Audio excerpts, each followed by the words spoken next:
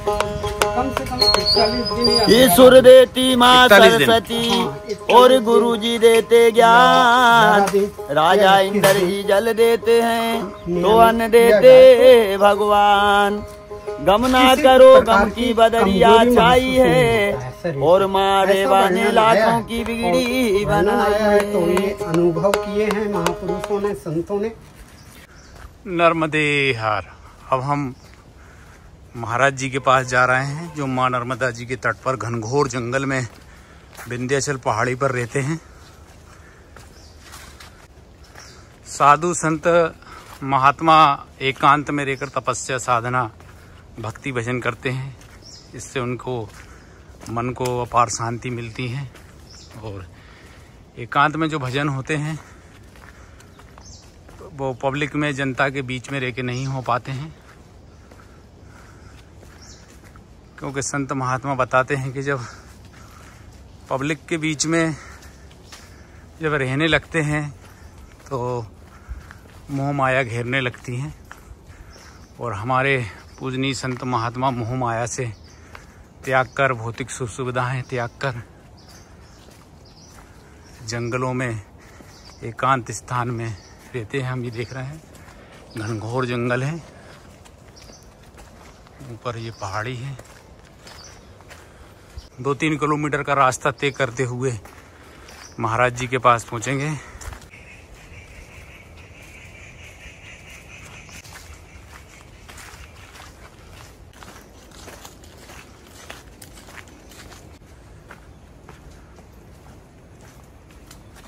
और हम ये घनघोर जंगल से होते हुए महाराज जी के पास जा रहे हैं।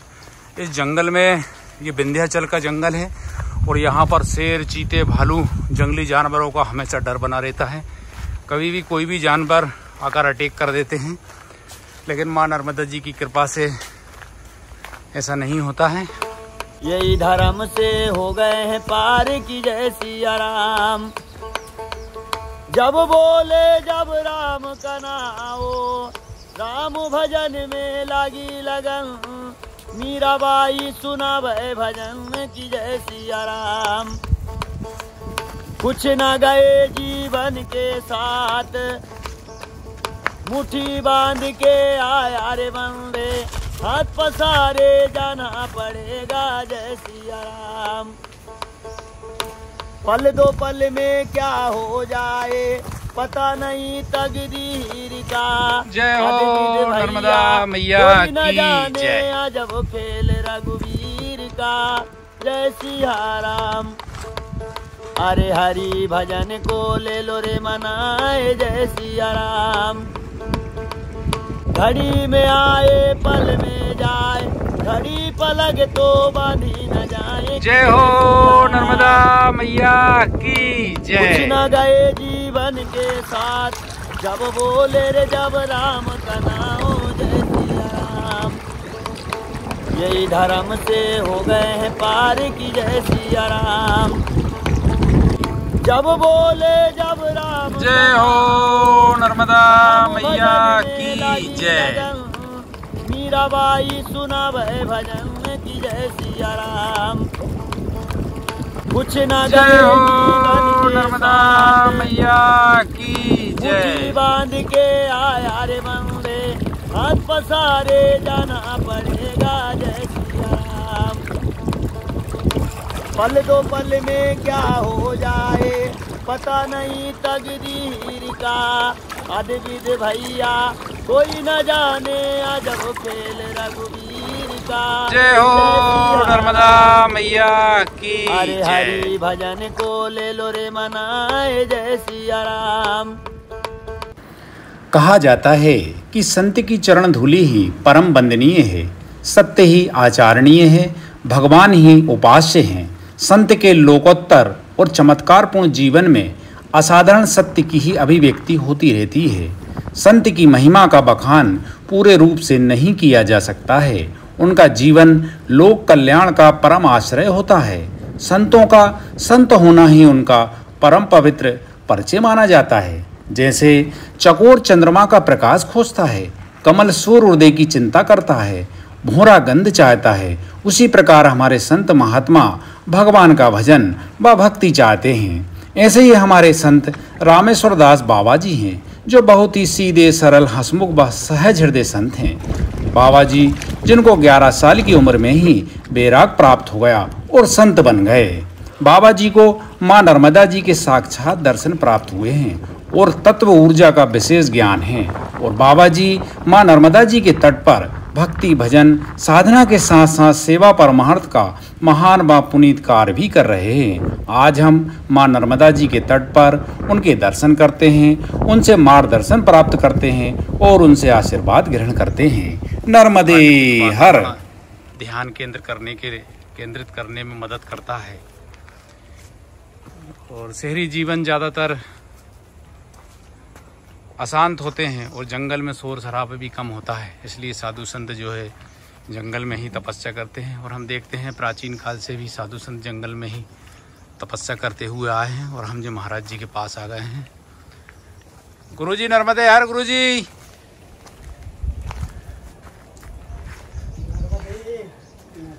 और महाराज जी के पास हम जो आ गए हैं। गुरुजी नर्मदे हर। गुरुजी दंडवत प्रणाम। गुरुजी जय श्री राम। और हम गुरुजी के पास आते रहते हैं दर्शन करने के लिए, क्योंकि यहाँ पर घनघोर जंगल में गुरुजी रहते हैं और यहाँ का वातावरण एकदम शांत रहता है। और गुरुजी से आशीर्वाद हमेशा मिलता रहता है, क्योंकि गुरुजी के पास अद्भुत शक्तियों का भंडार है और हमें बहुत लाभ होता है गुरुजी के पास आने से, आशीर्वाद मिलता है। और ये हम देख रहे हैं चारों तरफ घनघोर जंगल है। इस तरफ भी हम ये देखते हैं, यहाँ पर भी घनघोर जंगल है। और ये पूरा शेर चीता और जंगली जानवरों का पूरा इलाका कहलाता है और काफ़ी खतरनाक एरिया है। और यहाँ पर गुरुजी तपस्या और साधना भक्ति भजन कर रहे हैं, क्योंकि एकदम माहौल शांत रहता है। आध्यात्मिक शांति की संतों महात्माओं को यहाँ पर प्राप्ति होती है।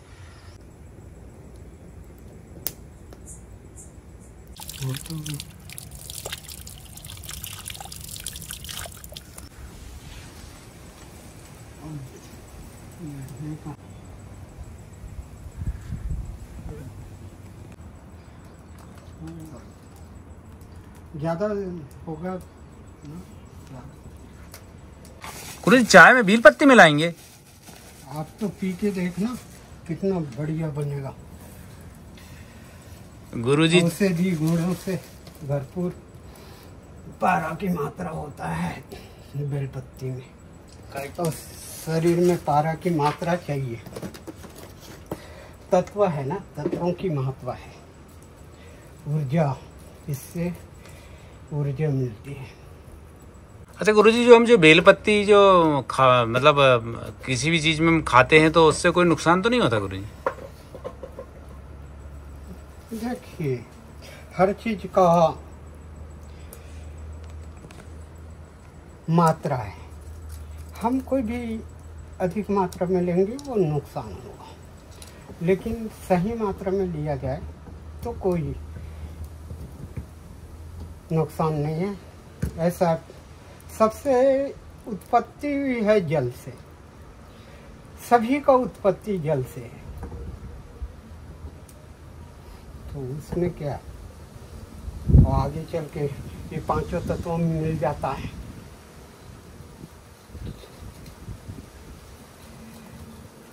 तो नुकसान कैसा होगा?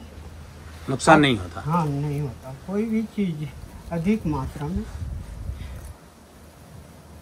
लिया जाए तो वो नुकसान करता है। शरीर को रक्षा के लिए और पांचों तत्वों के बैलेंस के लिए, फुर्ती रखने के लिए सिर्फ हल्का आहार होना चाहिए। हल्का आहार होना चाहिए। इससे ध्यान और ऊर्जा और मन को परम शांति आनंदमय कोष में पहुंच जाता है। ऊर्जा से भरपूर महसूस करता है। बेल पत्ती, तुलसी पत्ती।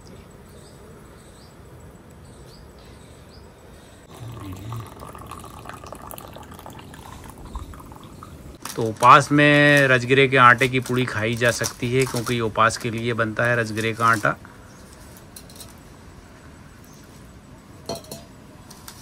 समय ऐसे आ गए हैं, समय ऐसा आया है, ऊर्जा ऐसा आ गया है कि अधिक पैसा कमाने के चक्कर में, अधिक मात्रा बनाने के चक्कर में मिलावटी करते हैं लोग, दूसरे की जीवन से खिलवाड़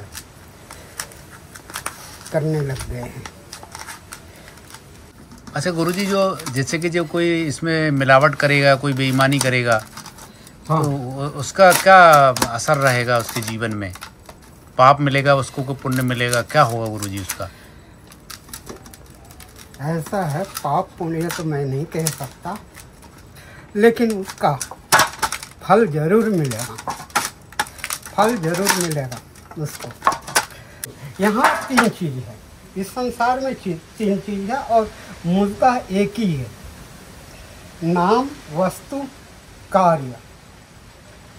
जैसा कार्य करेगा उस वस्तु का, वैसा ही उसका परिणाम उसको प्राप्ति होती है।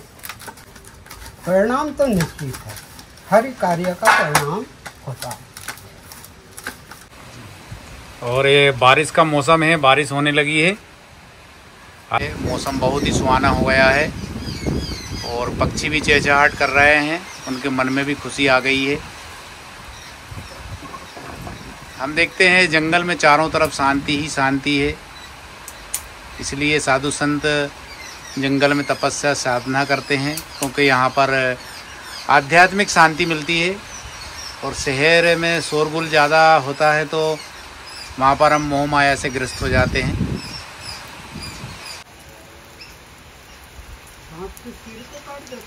नवरात्रि चल रही हैं और सभी भक्तगणों के और गुरुजी का भी उपास है।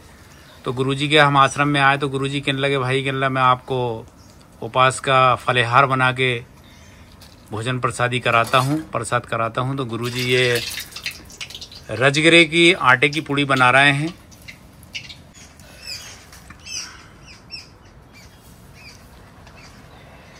अच्छा गुरुजी, जैसे कि जो रजगिरे की पूड़ी हम उपास में मतलब व्रत में जब हम ग्रहण करते हैं तो इससे गुरुजी हमारे शरीर के लिए क्या लाभ हैं गुरुजी, क्या फायदे होते हैं रजगिरा खाने से? अग्नि पुराण में इसका वर्णन आया है। जी जी। राजगिरा की पूड़ी पाया जाए कम से कम 41 दिन या 11 दिन। 41 दिन? हाँ, 41 दिन या 11 दिन या 21 दिन नियमित किया जाए तो किसी प्रकार की कमजोरी महसूस नहीं होता है शरीर पे, ऐसा वर्णन आया है। और वर्णन आया है तो ये अनुभव किए हैं महापुरुषों ने, संतों ने, तो सत्य ही होगा। और अपन भी करके देखा है, फुर्ती शरीर में किसी प्रकार की कमजोरी महसूस नहीं होता है, इतना अनुभव किए।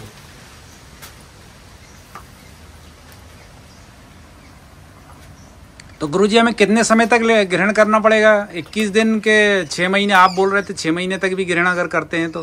हाँ, हमेशा भी कीजिए, लेकिन आपकी इंद्रियों पर काबू होना चाहिए। तो अभी वो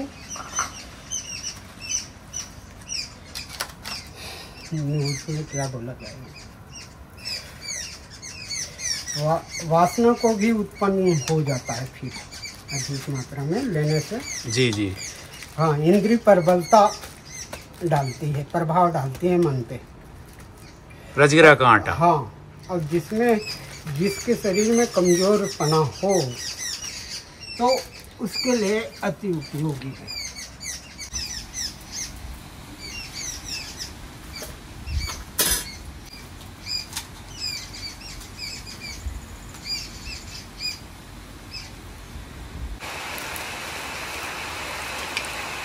और पानी गिरने लगा है, काफ़ी ज़ोर की बारिश आ गई है।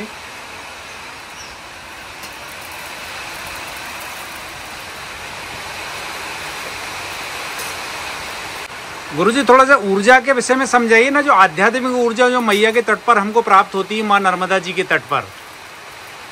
देखिए, माँ की ऊर्जा तो पराये कोई ही समझ पाता है। वैसे तीनों प्रकार की ऊर्जा मिलती है, सात्विक, तामसी, राजसी।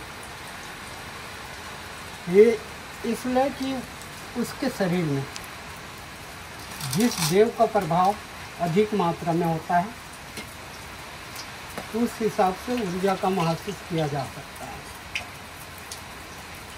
वैसे सात्विक का ऊर्जा प्राप्त करना है तो आहार शुद्धि, हल्का आहार हो, हमेशा गरिष्ठ चीज़ों का और तामसी का परहेज रखे, तो और शांत स्थिति में पहुंच जाए। तो वो जैसे अग्नि के पास हम स्वाभाविक चले जाते हैं तो उसका प्रभाव अग्नि का पड़ता है शरीर पे, उसी प्रकार माँ की याद में, स्मरण में, यह माँ के पास पहुंच जाने के बाद नर्मदा जी के पास स्वतः ही अपना प्रभाव डालता है।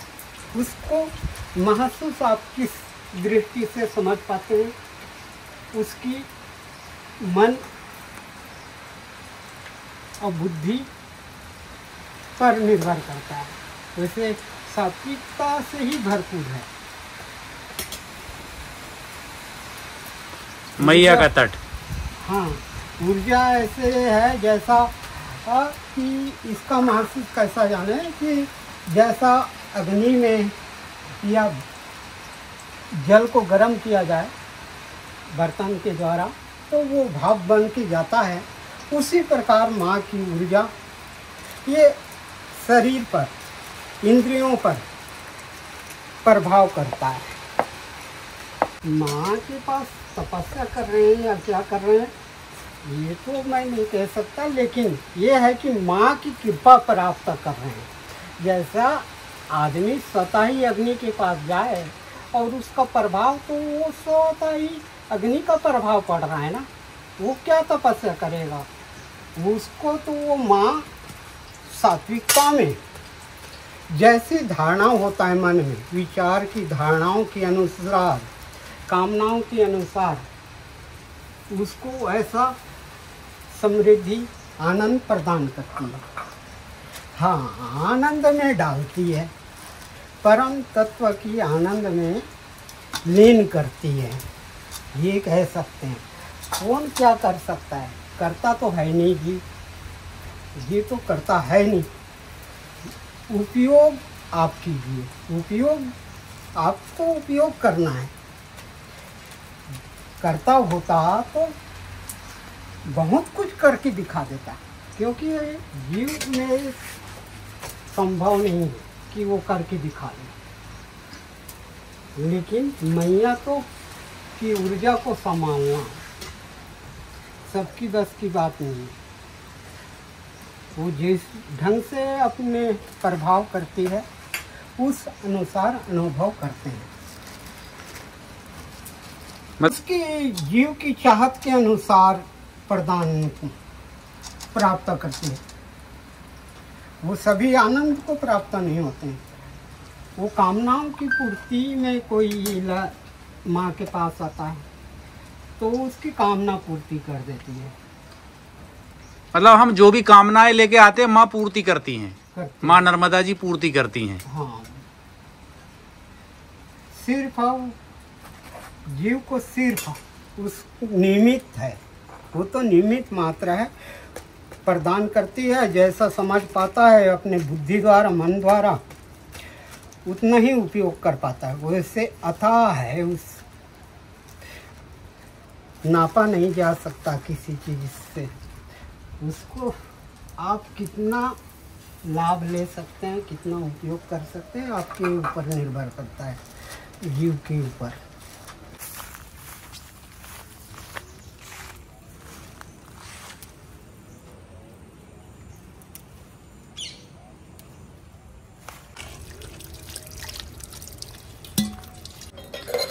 और ये गुरुजी काली मिर्च पीस रहे हैं। और ये देखें गुरुजी के पीसने का तरीका। गुरुजी के पास उतनी व्यवस्था नहीं है तो गुरुजी गिलास में ही काली मिर्च को पीस रहे हैं। ये व्यवस्था हो जाए लेकिन ज़्यादा संग्रह करना, इकट्ठा करना ये अच्छा नहीं। गुरुजी कह रहे हैं व्यवस्थाएं हो जाती हैं लेकिन ज़्यादा संग्रह करना और इकट्ठा करना अच्छी बात नहीं है। साधु संत ज़्यादा संग्रह नहीं करते हैं। साधुता खत्म हो जाता है। ज़्यादा भगत जुड़ना और भगत सब सामग्री देते हैं तो वो तपस्याता नहीं रहता है, वो विलासी जीवन में चले जाता है। विलासी जीवन में हाँ ज़्यादा सुविधाएं हो जाती हैं, जीवन विलासी हो जाता है। हाँ। अच्छा, गुरुजी अपना एड्रेस देने को मना करते हैं। गुरुजी बोलते हैं कि भाई मेरी साधना और तपस्या और मेरी शांति में विघ्न पैदा होता है, इसलिए एड्रेस नहीं देते हैं गुरुजी। यहाँ पर साधु संतों को क्योंकि यहाँ पर भक्तगणों की भीड़ लगने लगती है तो संतों की एकांत में जो संत निवास करते हैं तब विराजमान रहते हैं, उनको फिर दिक्कत आती है, काफ़ी शांति भंग होती है। खड़ा धना और जीरे को जो भूंज लिया है, इस पे सेंक लिया है तवे पे। गुरुजी ये देख रहे हैं हम के जो जीरा और खड़ा धना जो गुरुजी ने सेंक लिया था तवे पे, अब उसको पीस रहे हैं। इन सबको दही में मिला देते हैं तो गुरुजी कह रहे हैं दही में जो है इनकी खुशबू आती रहती है और स्वादिष्ट बनता है। ये देखें, ये ऐसा डाल दिया है ये दही में।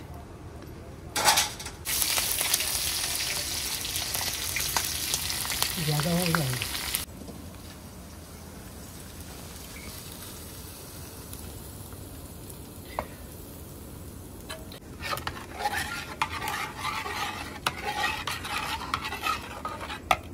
एक बार बनाया खिचड़ी, मैं व्रत था सोमवार गुरुवार के, और तीन मुट्ठी चावल का खिचड़ी, तीनों लोग पाने के बाद भी उतना के उतना बचा था। तो ये क्या लीला है मैया का, मैं चकित रह गया। 3 लोग पाने के बाद भी उतना के उतना ही बचा और 3 मुट्ठी चावल। मैं तो कहता नहीं भाई, मैंने देखा तो और अब जे माँ नर्मदा जी को और ठाकुर जी को भोग लगाने जा रहे हैं, भगवान को भोग लग रहा है। जय हो नर्मदा मैया की जय।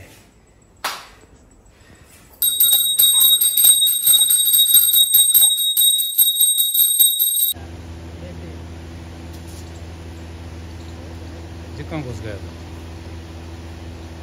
जो देखें जो सांप घूम रहा है।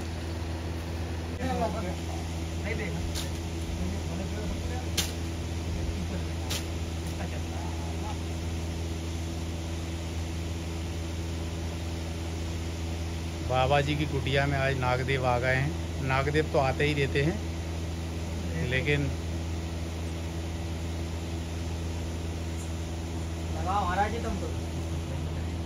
और अब माँ नर्मदा जी को और भगवान को भोग लग गया है और गुरुजी अब भक्तगणों के लिए प्रसाद वितरण कर रहे हैं।